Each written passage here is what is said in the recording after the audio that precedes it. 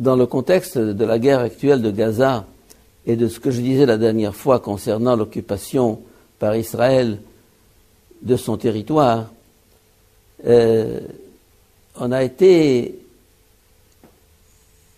vraiment impressionné par la violence déchaînée contre tous ces peuples, toutes ces populations qui occupaient ces terres.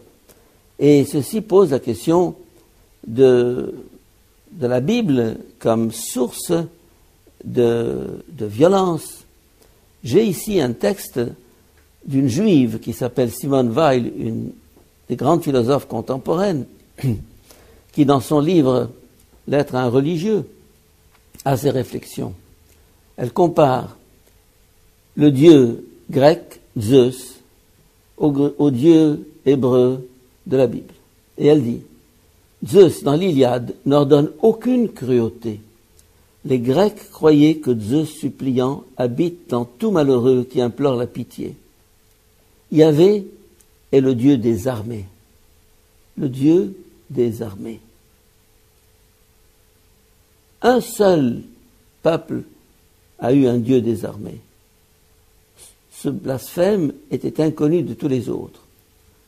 Le livre des morts égyptiens, vieux d'au moins 3000 ans, sans doute bien davantage, est imprégné de charité évangélique.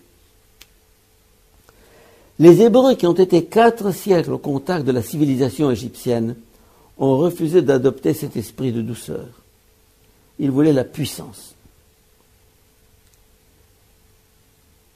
Et elle ajoute, les Hébreux ont eu pour idole, non du métal ou du bois, mais une race, une nation, chose tout aussi terrestre.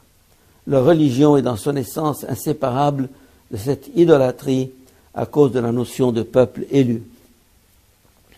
Nous avons là quelque chose de condamnation virulente, vigoureuse, par une juive du XXe siècle contre ce Dieu de la Bible, ce Dieu féroce, ce Dieu vengeur, qui ordonne la violence et le massacre.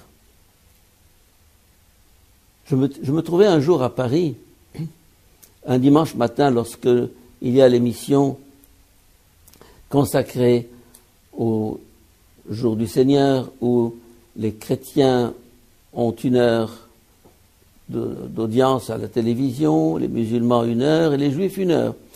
Et le rabbin juif qui est intervenu ce jour-là parlait du livre de Josué, que je citais à ma dernière émission, et qui est un livre atroce, en disant avec une inconscience qui m'a estomaqué. Au fond, on pourrait dire que Josué était un pacificateur. Un pacificateur.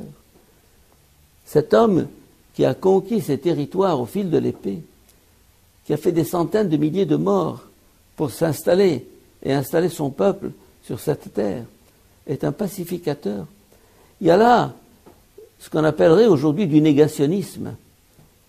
Quand on impute à ceux qui nient la Shoah ce négationnisme, quand on applique cette épithète à tous ceux qui nient la Shoah, eh bien, qu'un rabbin juif à la télévision française puisse dire que Josué était un pacificateur, ça fait dresser les cheveux sur la tête.